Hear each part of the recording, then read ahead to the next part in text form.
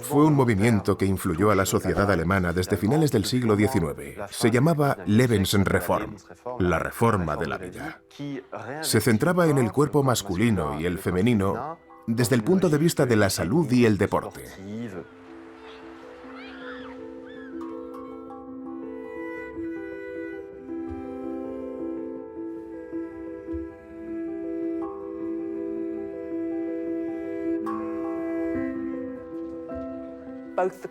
Tanto el Partido Comunista como el Partido Socialdemócrata lograron aunar a un buen número de mujeres en torno a sus respectivas visiones del socialismo. En 1932, el número de mujeres que votó era casi igual al de los hombres, pero eso no significa que los votos femeninos llevaran a Hitler al poder.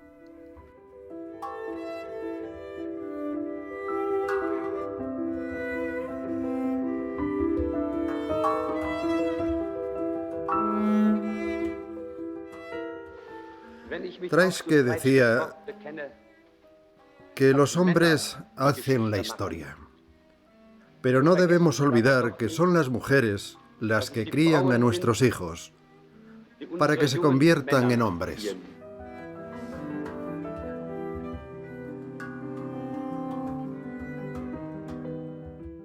Resulta inquietante para nosotros ver que el Tercer Reich no solo fue un periodo de represión y de coacción, sino que también tenía algo atractivo y fascinante para la gente del pueblo.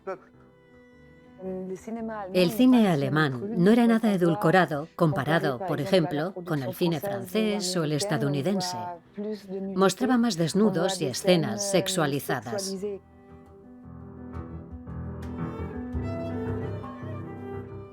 Durante el Congreso de Nuremberg de 1936 hubo un campamento con tiendas de campaña para la BDM, la Liga de Jóvenes Alemanas, y para las juventudes hitlerianas, es decir, para los chicos. Este campamento se organizó para fomentar los encuentros sexuales entre ellos, que dieron como resultado la increíble cifra de 1000 nacimientos.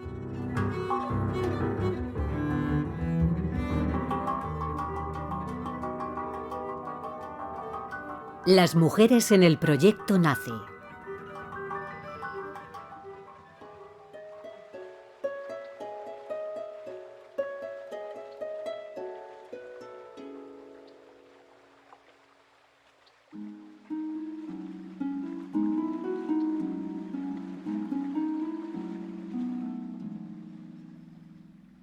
Primera parte. La mujer matriz.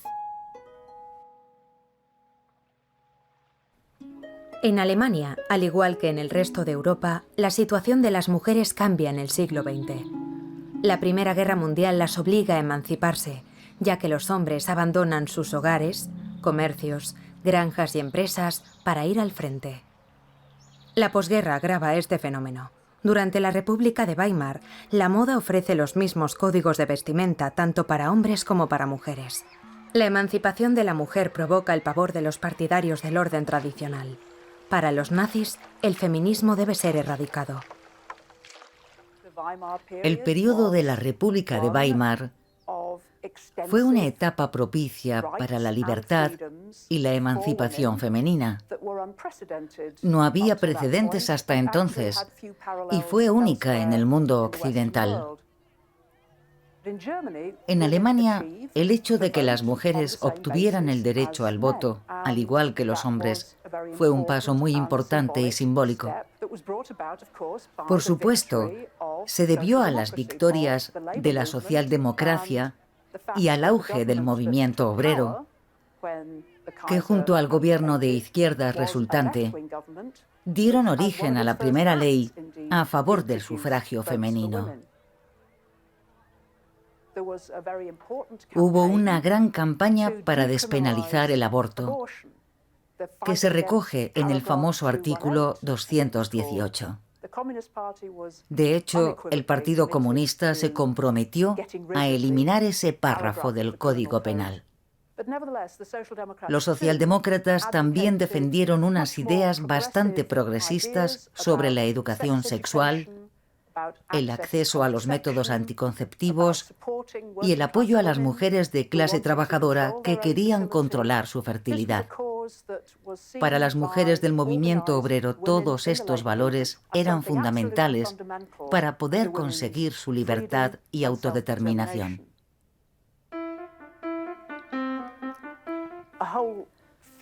Muchas imágenes de esa época se han quedado grabadas en la mente de la gente.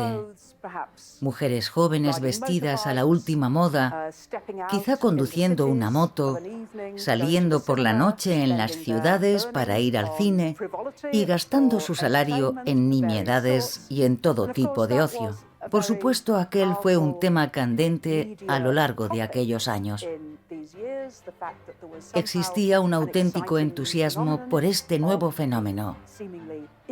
Esa imagen de la nueva mujer independiente, descrita como joven, urbana, que probablemente trabajaba en una oficina o como vendedora, pero que desde luego no era una obrera, ni una campesina o una criada. La idea de la mujer moderna se asociaba con la gestión administrativa o las ventas.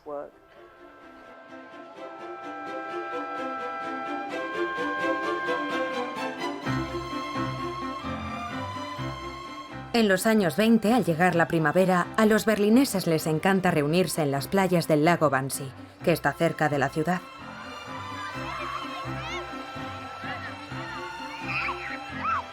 Las mujeres muestran sus cuerpos más que en el siglo XIX, cuando la gente se bañaba con ropa normal. Los bañadores dejan ver unos cuerpos firmes y bronceados gracias a la actividad física al aire libre. Los nazis se integraron por completo en un movimiento que influyó a la sociedad alemana desde finales del siglo XIX. Se llamaba Lebensreform, la reforma de la vida. Se centraba en el cuerpo masculino y el femenino desde el punto de vista de la salud y el deporte. Eso implicaba exponerse a los elementos, al aire, al agua y al sol, y por tanto a la mejora estética del propio cuerpo. Pero en el fondo era una corriente muy clásica, ya que se trata de imágenes que evocan la antigua Grecia y ese ideal sublime de un cuerpo perfecto, más que la vida cotidiana y real de las mujeres de los años 20 en ese proceso de modernización.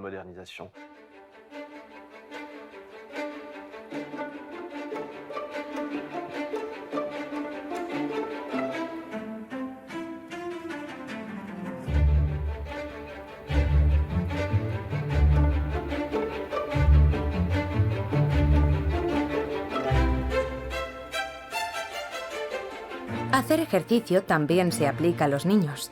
El ortopedista autodidacta y exsoldado Detlef Neumann-Neurode inventa la gimnasia para bebés. Una fisioterapia que sirve tanto para niños pequeños como para personas con discapacidad.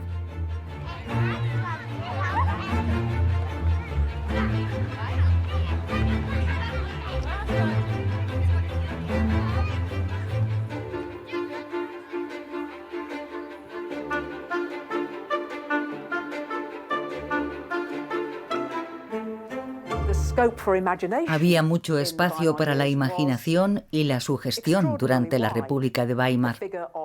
La imagen de la femme fatale, sexualmente poderosa, casi una depredadora, era algo que fascinaba a los cineastas y al público por igual.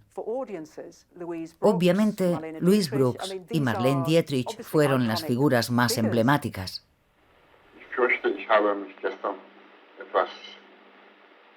Ungebührlich betragen. Ja, das haben sie. Heute sind sie viel netter. Oh, pardon.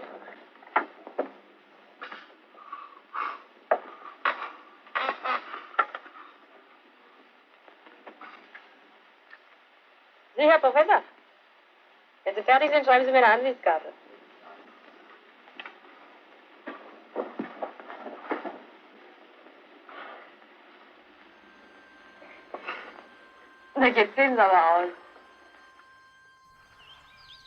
Pero al mismo tiempo se presenta una imagen menos icónica, aunque sin duda moderna, en la película titulada El camino de una proletaria. Está dirigida por una mujer, Mary Harder, que lidera el Departamento de Cine y Fotografía del Partido Socialdemócrata, el SPD. La película muestra cómo una mujer embarazada y soltera decide dejar el campo para irse a la ciudad, donde cree que podrá dar a luz sin ser discriminada.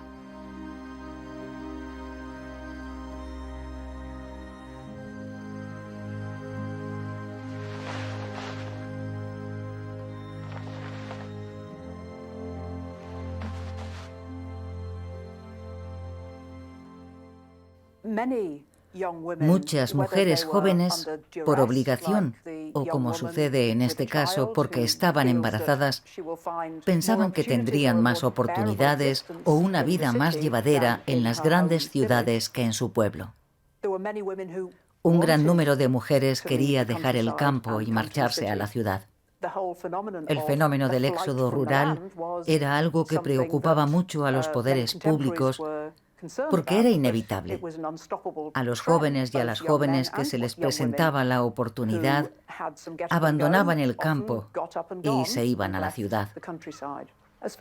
Pero en esta película, El camino de una proletaria, lo importante es también lo que encontrará en la ciudad. Solidaridad, pero sobre todo el compromiso político dentro del movimiento obrero.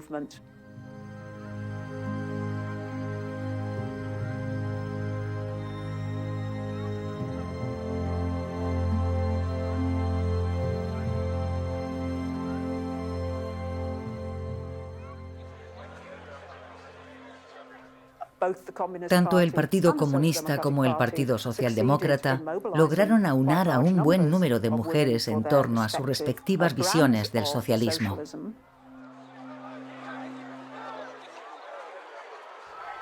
La mayoría de los partidos también utilizan películas para promocionar su proyecto político. Ese es el caso del NSDAP, el partido nazi, que en 1927 elige la ciudad de Nuremberg para presentar al Führer, Adolf Hitler. Y llama la atención el tipo de desfile, solo de hombres.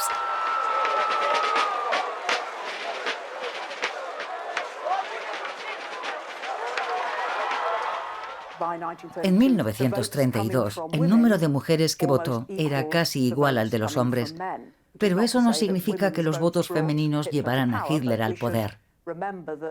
Lo curioso fue que este partido, que contaba con un electorado esencialmente masculino, logró, a partir del año 1930, atraer también a un gran número de votantes femeninas.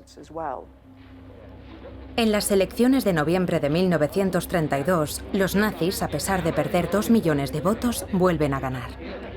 Hitler se convierte en canciller gracias a los tejemanejes de la derecha alemana, representada en este primer gobierno por Franz von Papen, ex canciller, que cree que la única salvación para Alemania es una alianza con los nazis, y de Alfred Hugenberg, hombre de negocios y líder de la derecha nacionalista tradicional. Estos dos hombres, que desprecian a Hitler, creen poder anularlo, pero sucede todo lo contrario.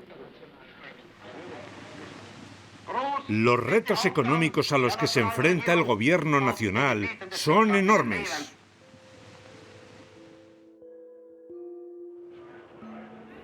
El ministro de Propaganda, Joseph Goebbels, inaugura en abril de 1933 la primera exposición dedicada a la mujer.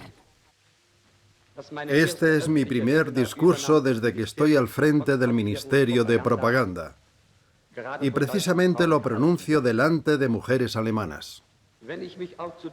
Treitschke decía que los hombres hacen la historia, pero no debemos olvidar que son las mujeres las que crían a nuestros hijos para que se conviertan en hombres.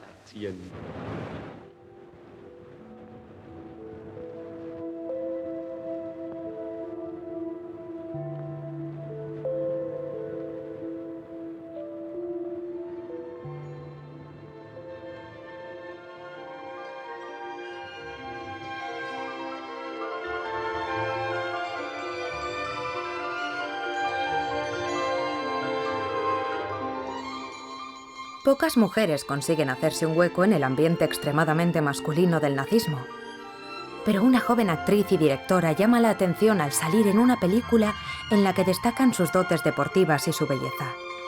Dichas cualidades le otorgan el estatus de protagonista indiscutible de los documentales políticos. Su nombre es Leni Riefenstahl.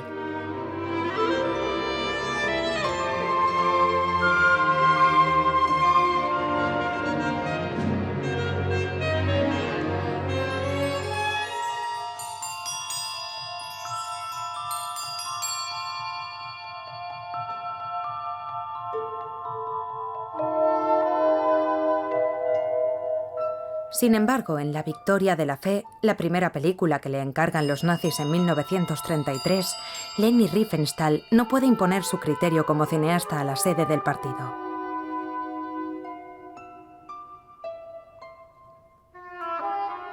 La organización del Congreso de Nuremberg es deficiente porque hay demasiada gente rodeando a Hitler. El trabajo de Leni está plagado de obstáculos, su figura no destaca y eso impide a la directora brillar como le gustaría.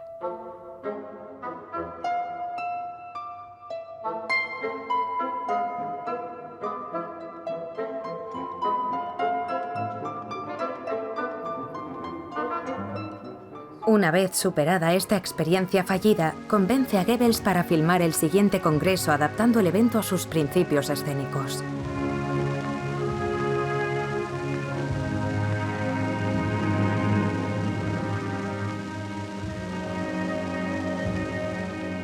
Instala una cámara en uno de los mástiles de las banderas y la desliza de arriba a abajo, en un espectacular traveling vertical que le permite captar de lejos la llegada de Hitler y cómo se va aproximando a la tribuna.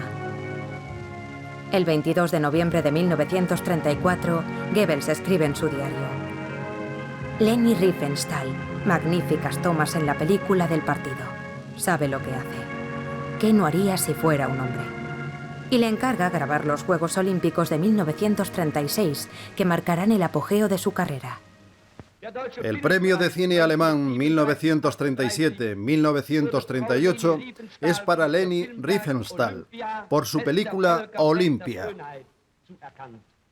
Tras casi 2 años de trabajo, esta obra monumental y de una precisión sin igual se debe a sus grandes conocimientos técnicos y artísticos. Un logro que ha sido reconocido no solo a nivel nacional, sino también por la prensa extranjera, que le ha mostrado una gran admiración. El cine nazi no solo era conocido por sus películas de adoctrinamiento, sino también por los largometrajes de entretenimiento, que por supuesto contenían un mensaje político muy fuerte. Además, había auténticas estrellas, muy queridas por el público.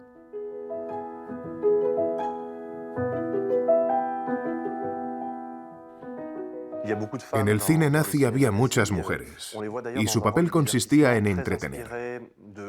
Se inspiraba en el Hollywood de esa época, pero había una base ligada al teatro y al cabaret específicamente alemán, que se remontaba al siglo XIX. Estas mujeres desempeñaban un papel tradicional y puramente estético. Destacaba su imagen, en particular la silueta de sus piernas, el baile y el espectáculo.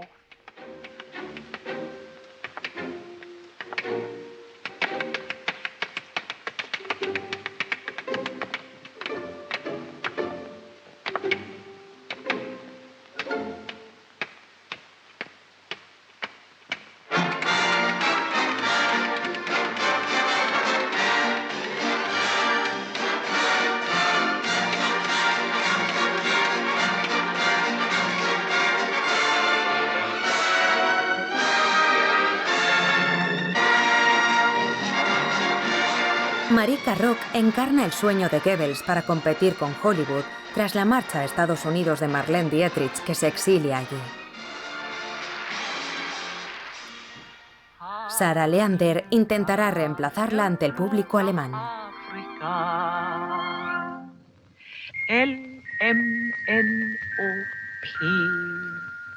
Ihr habt ja keinen Schnee, dann was soll ihr mit dem Schnee? Sarah Leander es sueca y Marika Rock austrohúngara. Son de origen extranjero, pero de sangre aria. Ambas encarnarán el espíritu germano en el cine nazi. Ese también es el caso de Christina Soderbaum, que nació en Suecia, pero emigró a Alemania en 1934. 5 años después, será la protagonista de la película antisemita El judío Sus, dirigida por su marido Veit Harlan, un proyecto supervisado personalmente por Goebbels. La pareja formada por Christina Soderbaum y Veit Harlan alterna superproducciones históricas en color, como La ciudad soñada o Kolberg, con melodramas que subrayan los atributos físicos de la actriz.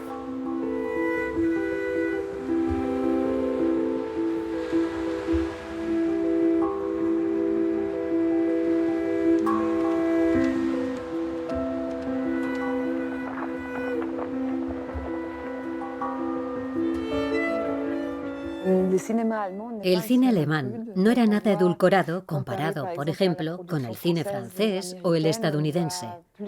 Mostraba más desnudos y escenas sexualizadas. Se hablaba bastante de sexo, tanto prematrimonial como extramatrimonial. Había besos. Y además, los actores se besaban con mucha facilidad. También se insinuaban las relaciones sexuales. No se mostraban al público, pero este sabía que la pareja en cuestión había llegado a algo más.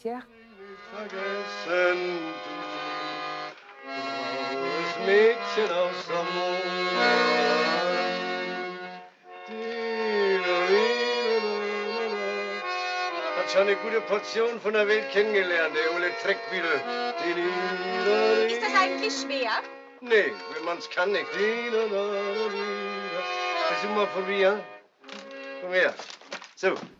En esta película, La Paloma, la actriz germano-holandesa Ilse Bernard, de 23 años, sucumbe a los encantos de Hans Albers, una estrella del cine alemán que a sus 53 años tiene 83 películas en su haber.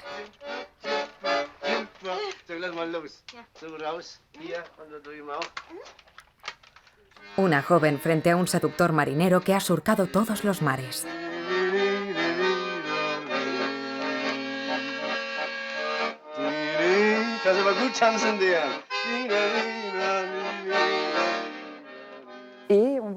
A menudo se mostraban los cuerpos de los hombres. De hecho, yo diría que se veía mucha desnudez femenina, pero también masculina.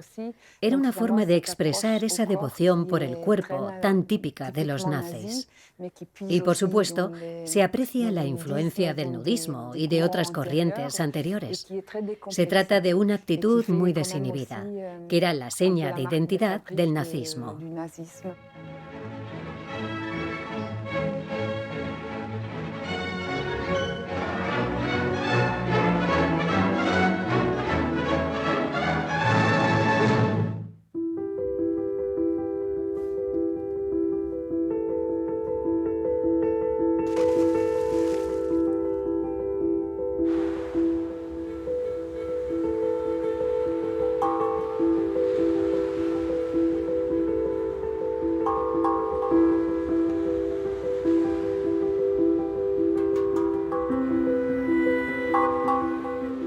Eva Braun, la pareja de Hitler, a la que conoce en Múnich a mediados de los años 20, no posee ningún título oficial.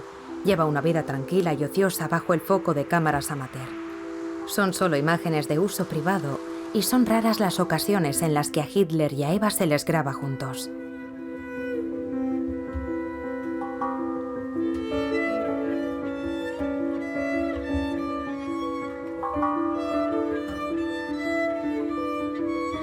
Cuando esto ocurre, parece que Hitler la ignora.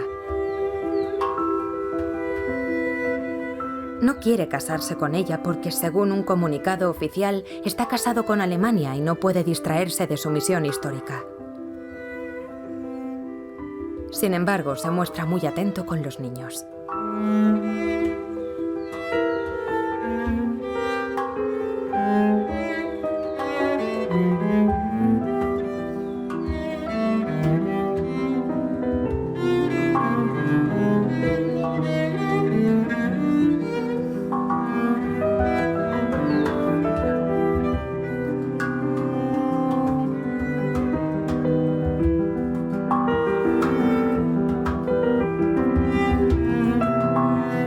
Cuando cae la noche, Eva Braun recrea el ambiente festivo y relajado de la vida bohemia de Múnich que disfrutó durante los años 20.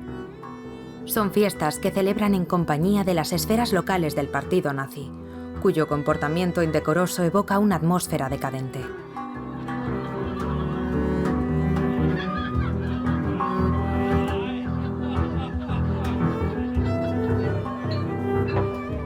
Públicamente, los nazis hacen gala de otras figuras femeninas.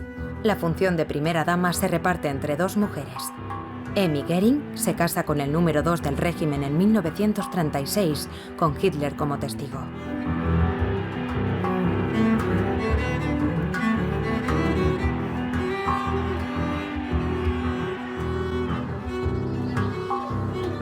Y Magda Goebbels le da al ministro de propaganda una magnífica familia de 5 hijos arios.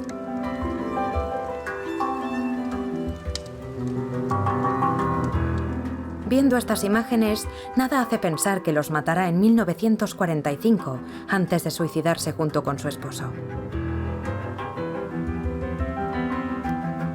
La familia alemana ideal es el símbolo de la salud y la belleza propias del canon germánico. En Múnich, cada año se escenifica la excelencia de la raza en las jornadas de arte alemán, organizadas por Goebbels. El propio Hitler supervisa la selección de obras expuestas. Aquí están las mejores obras del año de los artistas alemanes que han sabido resaltar el canon de la belleza nórdica.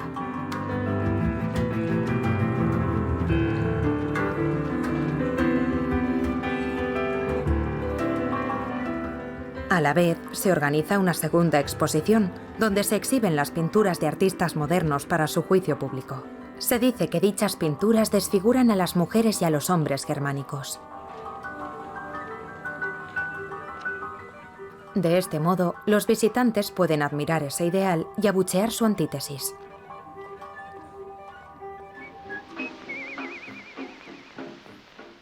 Rosita, por supuesto.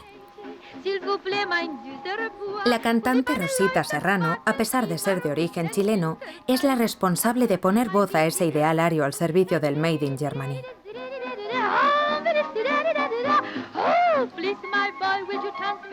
En esta ocasión, promociona a la empresa Telefunken, que produce discos y componentes eléctricos.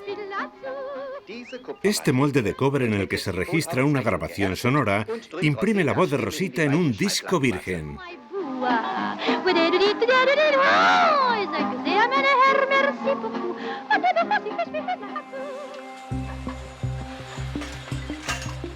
La economía alemana se enriquece con los pedidos estatales de armas. Las empresas clave de su industria, que cuentan con mano de obra cualificada, en parte femenina, se preparan para la guerra. Zeiss, famosa por sus cámaras fotográficas, produce cristales de gran precisión para aviones y submarinos. Bussignac, fabricante de autobuses, automóviles y camiones, se distingue por resaltar el papel de las mujeres. Siemens, donde Hitler llega a dar un sermón a los trabajadores, produce electricidad. Continental, neumáticos para las Fuerzas Armadas. Y Krupp, cañones y piezas forjadas, como por ejemplo para el crucero pesado Príncipe Eugenio, que zarpa de Kiel en 1938 y sirve en la Armada durante la guerra.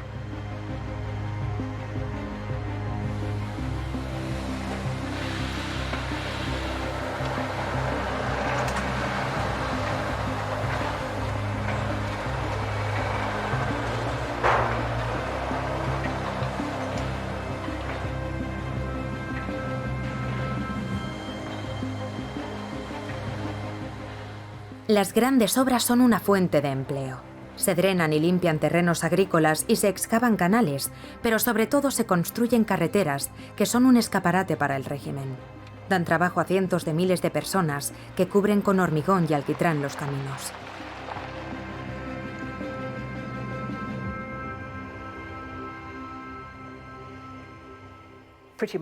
En el año 1936 se logró el pleno empleo. Pero uno de los problemas económicos de la época fue la importante pérdida de mano de obra en el sector agrícola.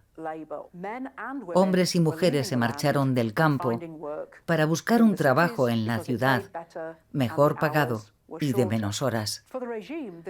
Para el régimen era necesario conseguir frenar este fenómeno y reconducir la mano de obra femenina al trabajo agrícola que muchos hombres y muchas mujeres habían abandonado. Landluft.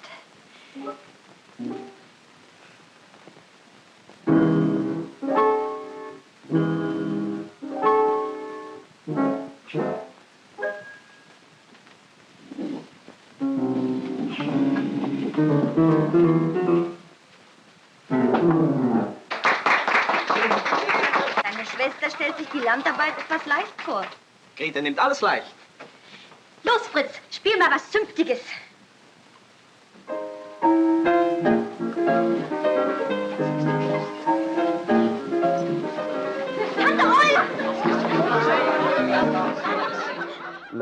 La escena de la tía Olga es muy interesante, porque por un lado tenemos a esta tía vieja, arisca y con una mentalidad tradicional que limita el papel de la mujer a un rol social bien definido. Y por el otro, a su joven sobrina, deseosa de servir a la comunidad marchándose al campo para desempeñar una labor que es igualmente tradicional, ya que acabará convirtiéndose en granjera y en madre. Aber liebe Tante. Was bedeutet das? Kates Abschied. Unser Mädel tritt morgen ihre Stelle auf dem Lande an. Was? Die Berufsberaterin vom Arbeitsamt hat ihr dazu geraten. Und das duldet ihr? Ihr schickt das junge Ding einfach in die Fremde zum Bauern? Und die ganze Bildung? Einfach für die Kühe und für die Schweine? Und dann heiratet sie womöglich auch noch einen Landwirt und schafft sich ein Dutzend Kinder an. Aber Tante Olga... Das wäre wohl das Schlimmste. Ja, wohl. Windeldüfte und Kindergebrüll. Jahr aus, Jahr ein. Liebe Tante, das verstehst du nicht. Gott sei Dank.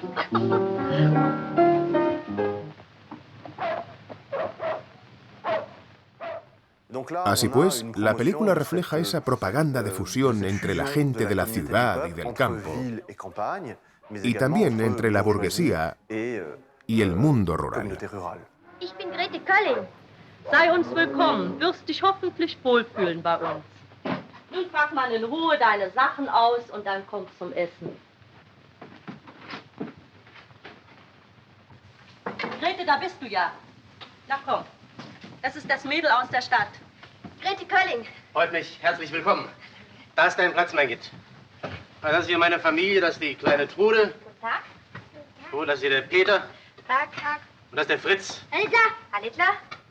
Lo que observamos también en esta escena, en el hecho de formarse para vivir en el campo, es una propedéutica o preparación para la colonización. Teniendo esto en cuenta, se realiza una preparación casi académica de la mente y del cuerpo para llevar a cabo esta especie de culturización del este europeo mediante proyectos muy concretos, como por ejemplo la construcción de granjas nuevas y modernas, equipadas con todas las comodidades de la época, y una higiene y seguridad óptimas para el desarrollo de lo que los nazis llamaban la comunidad popular, es decir, la comunidad biológica. Nos llama la atención la fusión entre tradición y modernidad. Se aprecia en los modelos de las casas, que son más grandes, en consonancia con los proyectos de construcción y urbanización. Pero al mismo tiempo, la mujer seguía ciñéndose a su papel tradicional de matriz. La política de construcción de viviendas modernas y confortables, que data de la República de Weimar cuando se produjo una sinergia entre política social, salud y arquitectura funcional, se potencia tanto o más que el hecho de que la casa sea el hogar sagrado de la raza, de una familia numerosa. Estas clases para futuras madres, bajo la supervisión de la organización Bienestar Social Nacional Socialista, iban destinadas a madres primerizas. Las enseñaban a cuidar de los niños. Por tanto, la puericultura era muy importante. Pero también recibían formación sobre cómo llevar una vida saludable, que incluía nutrición, qué mobiliario elegir, la educación de los hijos y conciencia ética. De modo que así educaban a las madres y, de paso, pensando en el futuro, también a las familias y a las generaciones venideras en un estilo de vida nazi.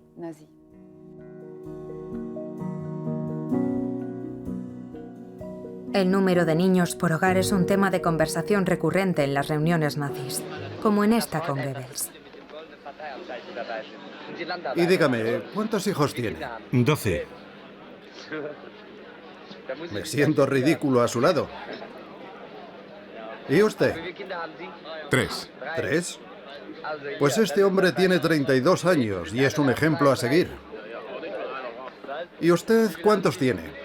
3. Otro con 3. Eso no cuenta.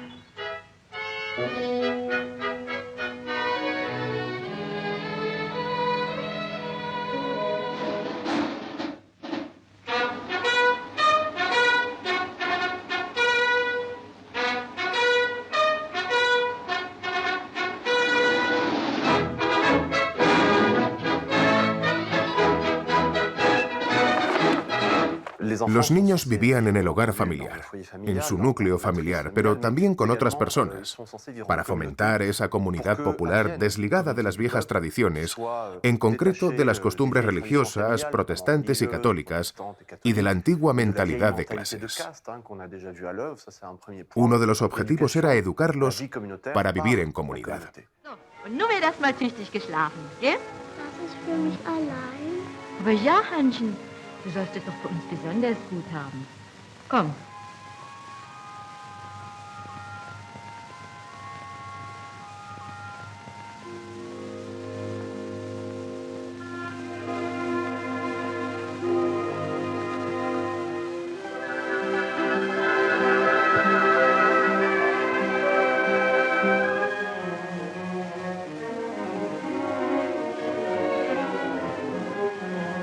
Ja, wo ist denn jetzt das Meer?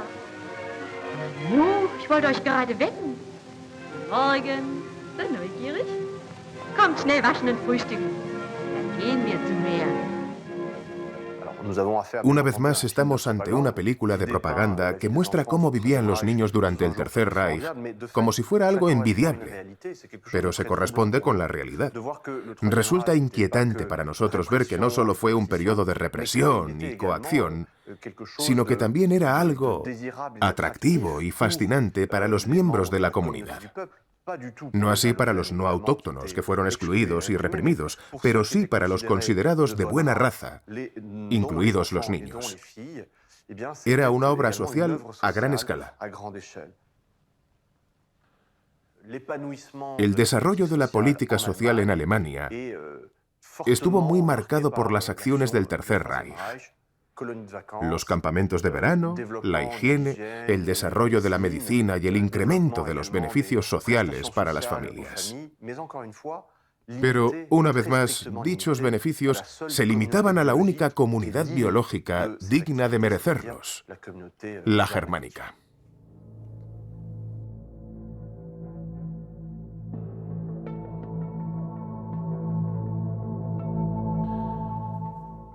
Durante el Congreso de Nuremberg de 1936, hubo un campamento con tiendas de campaña para la BDM, la Liga de Jóvenes Alemanas, y tiendas para las juventudes hitlerianas, es decir, para los chicos.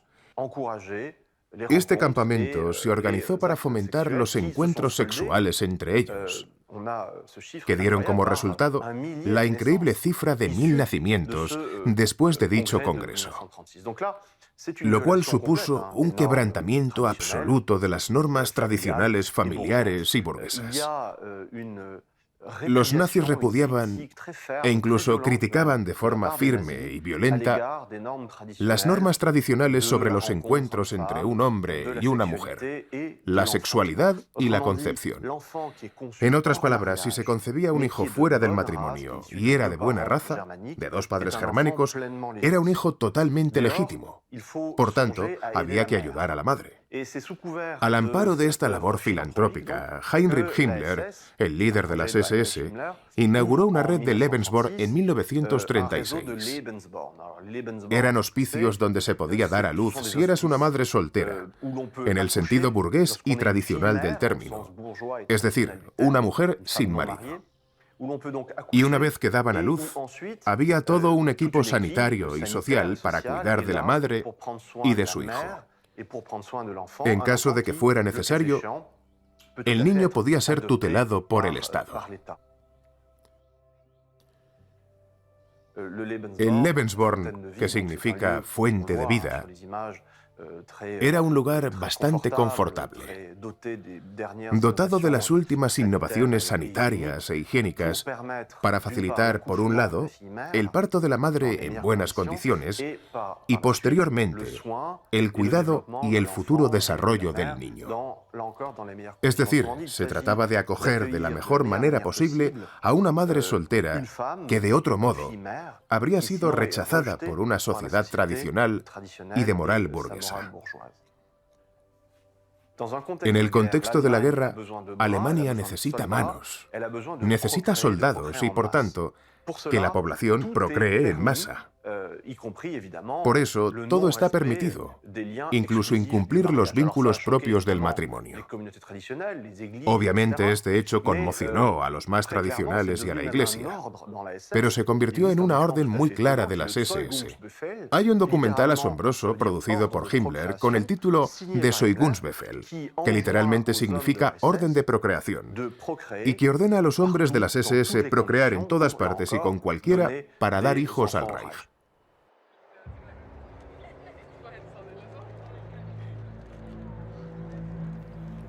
Una de las formas de sensibilizar a las juventudes hitlerianas y a la Liga de Jóvenes Alemanas, la BDM, sobre su futuro papel político es visitando el lugar donde se celebran los congresos del partido nazi.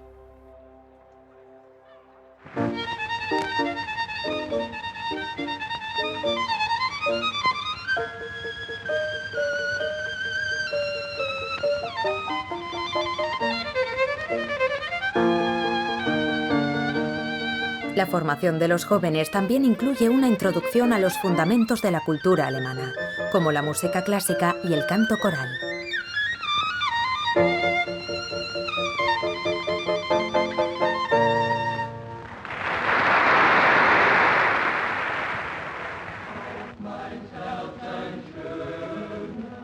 Los recitales de las juventudes hitlerianas son básicos en nuestra vida cultural. Para los nazis, la cultura alemana es la expresión de la genialidad de la raza, que los niños perpetuarán con su sangre y su trabajo.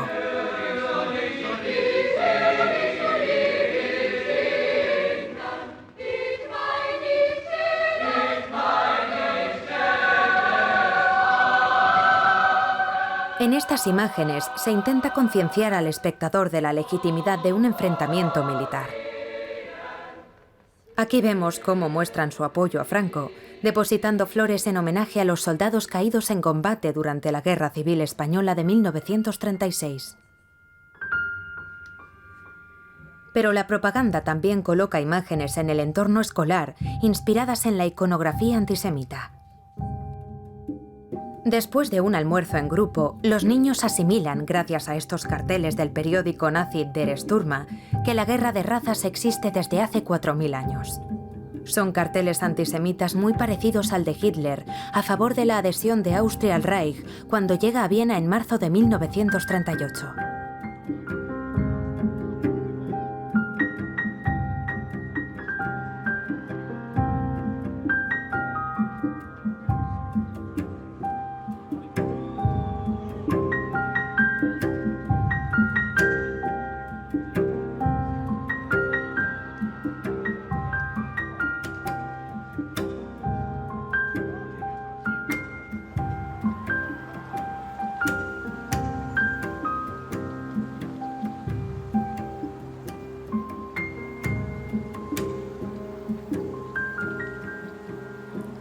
Tras la anexión, las jóvenes de la BDM aprenden a dibujar el contorno de la nueva frontera del Reich en un entorno bucólico. Hacen bocetos de Checoslovaquia engullida por Alemania con la anexión de los Sudetes en octubre de 1938 y la ocupación de Bohemia y Moravia en marzo de 1939. El siguiente paso será la invasión de Polonia, la principal batalla para el triunfo de la raza aria, el camino hacia Oriente. Los griegos, antepasados del nuevo hombre germánico, crearon el canon de la belleza absoluta con Atenea y Apolo. Esa es la interpretación y el legado que reivindican los nazis. En el lado contrario están los judíos de los guetos polacos.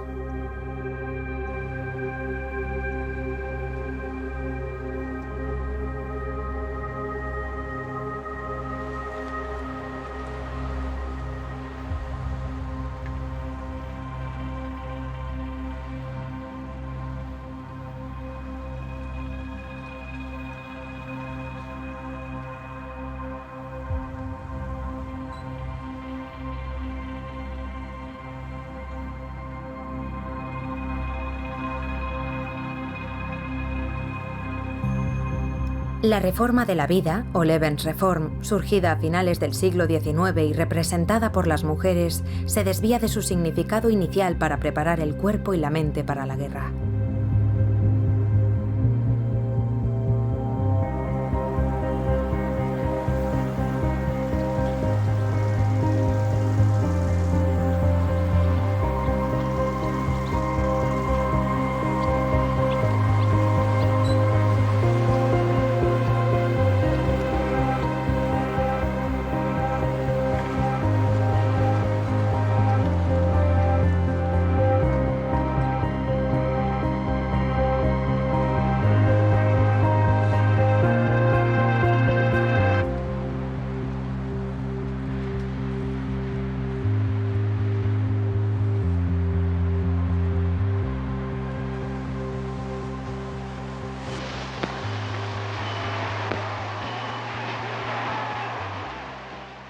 Hoy se inaugura un importante tramo de la carretera del Reich que va desde Dresde a Merane, en presencia de nuestro Führer.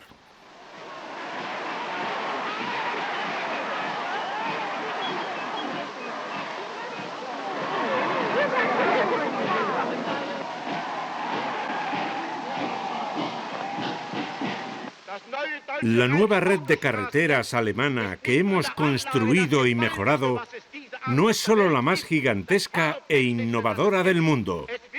También contribuye a conectar todas las provincias y regiones del Reich. Y lo más importante, a establecer su unidad.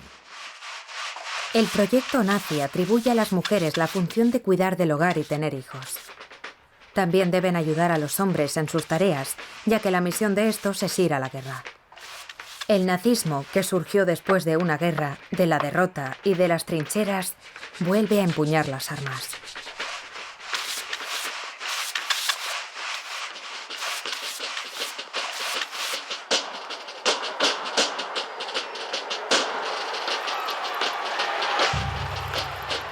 Por las carreteras construidas por el régimen, Hitler se abre paso hacia el este, hacia Polonia, hacia la guerra.